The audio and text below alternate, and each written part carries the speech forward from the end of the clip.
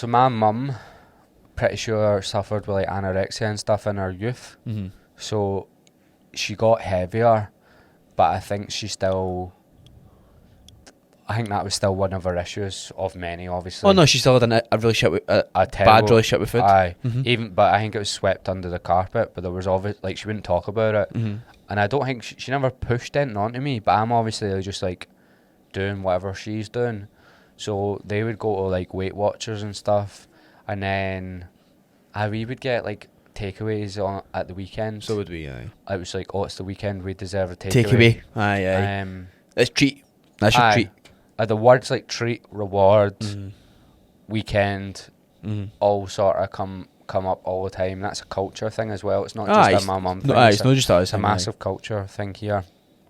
And then she would go to like Weight Watchers, and I remember she would starve herself all day because you had the weigh-in in at night. Mm-hmm. And then she would go to the chip shop next door after being weighed, and then have a chippy and bring it back, and I would have a chippy as well. Right. So even though she's not like telling me to do that, I'm watching that. I so know that's you're learning. That's exactly what you're learning as a child. How wound up she'd get at the scale.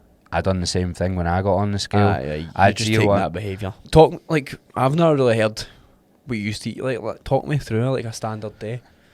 It's hard to remember, but like, so like before I was 18, I was quite fussy when I was younger. Mm-hmm. Would you So have breakfast or would you skip it? I made a massive bowl of cereal. Would you? That was my thing. So massive bowl of cereal in the morning, massive bowl of cereal at night. Right. But I had this perception that cereal was good. Healthy. Yeah. Aye. Not that it's bad, but I was having huge bowls of it. It was healthy. Like Yeah. it's healthy Bran for flakes me. are Special K as well, not Cocoa Pops. I was like the healthy aye, ones. I'm like, Bran flakes is healthy, it's good, it's Uh-huh. not sugary or anything like that. That's what I was thinking. So I'd be having like toast and butter and stuff like that.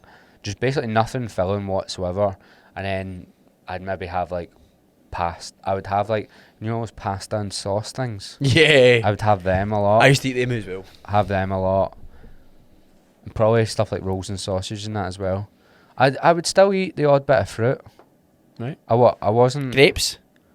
Probably. So I was like things like that. I was Grapes and strawberries, like the maybe sweet melon. Like I'd still eat fruit, but zero protein. I liked chicken and stuff, but it maybe wouldn't be in every meal. And I liked things like mince. And my mum was actually a decent cook, so she could cook decent meals. But it was more what I was just like free reign at the cupboards all the time. And then I was quite bad for. I was always trying to diet, but when I wasn't dieting, I would be like raiding like 10 Kit Kats and stuff like that. Aye. Because I'd be like, fuck it, I can't. Like I would weigh myself like every day and stuff like that. Back again. I would go through phases. Yeah, I would do like I tried everything. I'd be like one times a week. Right. I would do it every day, Right. and it didn't really matter what. Because you didn't have everything else in check. But I also had zero education on the scale being able to fluctuate. So I seen any time as it going up. I've gained fat. Yeah. I doubt much people that listen to this podcast are as uneducated as what I was at that point. Because if they've listened to me even for like 5 episodes, they'll know way more than I knew at that point. Mm-hmm. There's one specific memory I have where I went for the first time ever. I was like, right, I'm going to weigh myself every day. And this wasn't like, oh, I seen it on TikTok before TikTok and all that. It was a me thing that I've came up with. And it was more like, right, if I weigh myself every day, I'll lose weight every day. Mm. That's the way I was thinking about it. Right.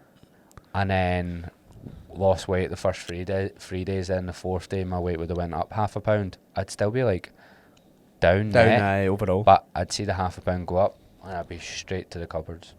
Is a stress response. Yeah. So like taking it in the weekend, if you're talking like your weekend, your treat day, your Saturday, Sunday, you can kind of do what you want, and then Christmas comes and you've got 2.5 weeks, 2 weeks it.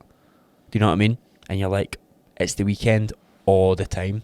Well, I remember even when I'd lost weight and maybe I'm getting to like 19, I remember our family sort of Christmassy things, it would be like everyone would be talking about how much a food coma they're in. But that would be like almost the goal. Mm-hmm. Aye, you want to eat as much. Like you starter, main, second main. Well, that's what I still do to be fair to this day. But we would be like, you haven't done Christmas right unless in a food coma.